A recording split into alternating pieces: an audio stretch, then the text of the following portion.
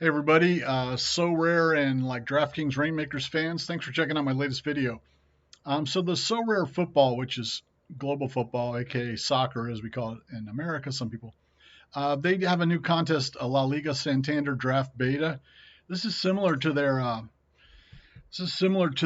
Global Cup World Cup competition they just had, and it pays out 200 limited cards, and it's a ongoing salary cap one basically, similar to the Global Cup one. As far as I can tell, it's ongoing and continues. So I wanted to give you a strategy I used on that. Real quick, I've been putting most of my cards into the NBA So Rare, and I've been doing well. I've won like 4 limited off that already. So I haven't been doing much limited cards on the So Rare football, but I never did this academy, so I've been doing that to level up basically instead of entering a limited. But this week on the casual, I finished 1,000 out of 100,000, or I'm about to finish that. Looks like. And what's a shame is Hakimi didn't start for PSG. If I started like Nicholson, I think I would have just hit the threshold to actually finish top 100 and win a limited card. And I've been using So Rare data quite often just to check who people are anticipating is going to start in games for teams. And I don't have the premium So Rare data, which is an issue. But let me show you what my strategy was for this Liga Santander one. So hopefully it won't change the salaries on me. So I think the key here is to get 5 players who are starting, but then try to find 5 players who may or may not have games in this game cycle. Because you really only need the 5 starters, and then you want other ones. So the big thing is for this little game week, there's not that many La Liga teams playing. There's no Barcelona, there's no Real Madrid. So if you look, the only favorites, I'm just using Bovada odds here, but there's different odds places. But the only teams that are real favored in these games in this cycle are Atletico Madrid and actually Cadiz. And I'm sorry if I mispronounce any of the team names or the player names. Those are the 2 biggest favorites. There's really not any other big outright favorites to win. Osasuna is sort of one. And then looking at the totals, also the Atletico Madrid game is projected the highest. So the bottom line is you're going to want 2 Atletico Madrid players in this. And another thing to look at is the table as well. So when building a team for this week, you're going to want to look at like Atletico Madrid, possibly Cadiz, possibly Osasuna. And Osasuna has a low projected total. So that might be a good one to look for defense and goalkeepers if you're looking for like a shutout type thing. But if you look at the table, Cadiz is down here at the bottom currently. And they have a minus 16 goal differential. So it's the kind of thing where I was like, well, I don't really want to put 2 of their players on my lineup. If you look at the top of the table, Barcelona, Real Madrid, Sociedad, Betis, Madrid, Villarreal, Bilbao, Osasuna. So it's sort of surprising. I hadn't really looked at their table, like Sevilla down here, Espanyol. And then some of these like Osasuna, Girona, Getafe. There's sort of a mix. Obviously, Madrid, Villarreal tend to be up there towards the top. And if you look at the goal differential, Bilbao is actually 3rd right now. But these 2 are the dominant, obviously. And then if you look, you can also look at like defense and for and against. But so when building the team now on So Rare data, even on the free area, they have a game week center. And this shows people's projections for who's starting. So you can see the game week here is very limited. So if you look at like the Atletico Madrid, it'll give you people's projections of who's starting. And you want to look for ones, 100%, 80% type thing. This shows you their last 5 games type of thing. So when doing this, and this is a salary cap again. So when I went in to build it, the best, I was looking at the Atletico Madrid. And the thing is, Griezmann is the big name. But he's also 66 points. So the key, I guess, is whether or not you're going to include Griezmann in your team for the first week. And I mean, he puts up good points, and he's got the best matchup this week.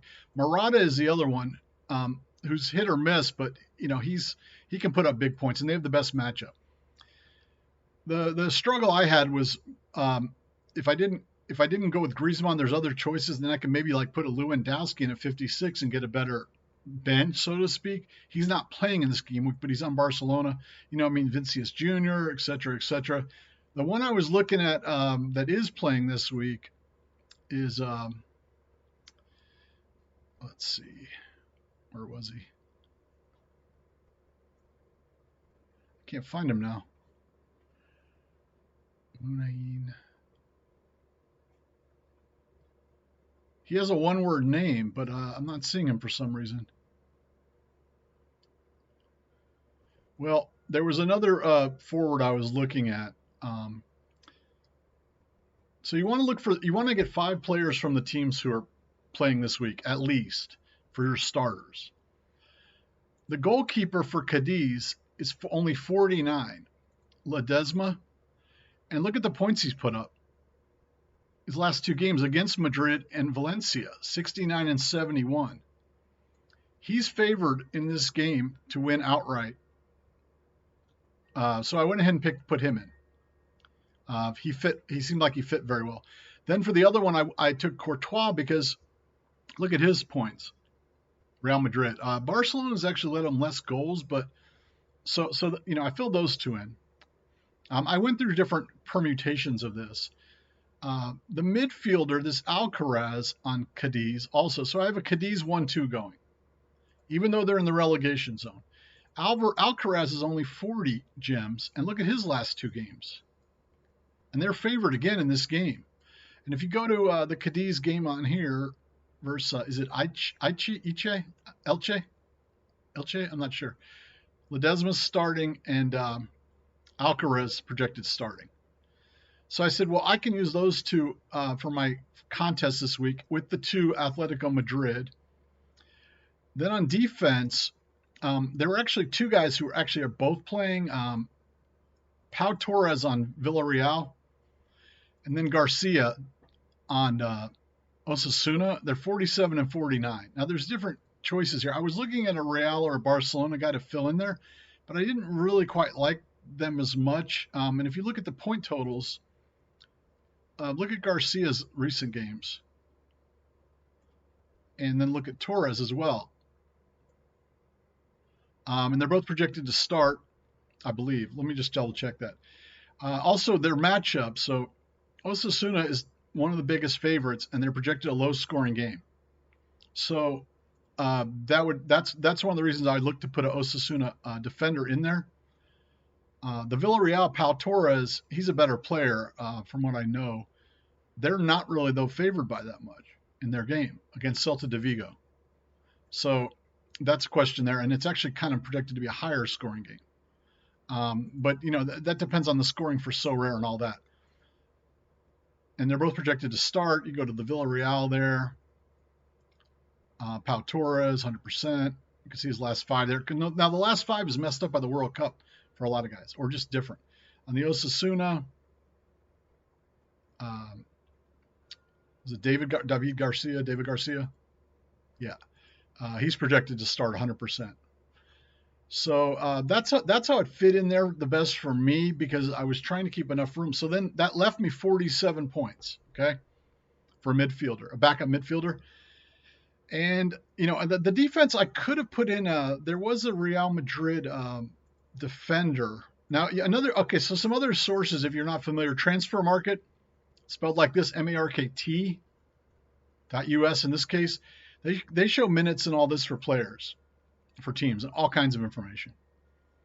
And I was looking at Real Madrid's defenders here and Barcelona's, as well as their midfielders, then also just stats. Also, this site, sportsgambler.com, is very good for injuries because David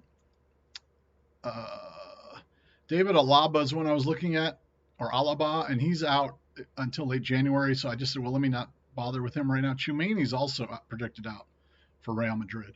Barca, Lewandowski, 2 games disciplinary. Fernan Torres, 2 games. Well, anyway, the way I decided that it fit best was to do those 2 on defense, but then I stuck in Gavi at 46 gems because he's from one of those top teams, and he's put up decent points. If you look here, 61-40. He hasn't put up. I mean, he's a superstar in the making. He's 18 years old. Okay, but if you look at Barcelona, actually their minutes on the year, Gavi's one of their leading minute getters. He's one of the 10 highest. So he's getting points. He hasn't had a ton of production, although in this, which I believe includes a variety of things, they do show him with 2 assists. I'm not going through all the SORARE data of their actual SORARE numbers as much. I was just putting together a salary cap team. So what I went with was those guys, and then with the starting lineup. Since Courtois is not playing, I'm going with the Cadiz goalie, and I'm going with the strike force of Griezmann and Morata as my 2 forward and attacker. The midfielder, I only have 1 Alcaraz, so I have a Cadiz stack and a Atletico Madrid stack. Then defender, it's one of these 2. And the better matchup is Osasuna, and he's put up some good numbers, Garcia. So I think I was going to go with Garcia, even though Pau Torres is like a better player. But this also leaves me now for future weeks, again, like Courtois on the bench, Gavi on the bench, as well as Pau Torres. So I got a Villarreal, a Barca, and a Real Madrid player going forward, and 2 Atletico Madrid players. And then, so like Griezmann captain. So that's what I'm going with currently for my starting lineup. Ledesma, Garcia, Alcaraz, Griezmann, Morata. And then you saw I filled in bench with guys from better teams who I think could be good going forward. Gavi's the one that's, it's a matter of filling in with the salary cap. So that's what I went with. Hopefully that's helpful to you. The Global Cup, I think what we learned with that was to stack players from the teams that you think would go far, but just mostly worry about also focus on who your 5 starters are in that game week. All right, so hopefully that's helpful. Thanks for checking out my latest video. I'll put my SORARE referral code in the head of the comments. Please subscribe and like and comment on my videos if you enjoy them. Thanks a lot. Good luck.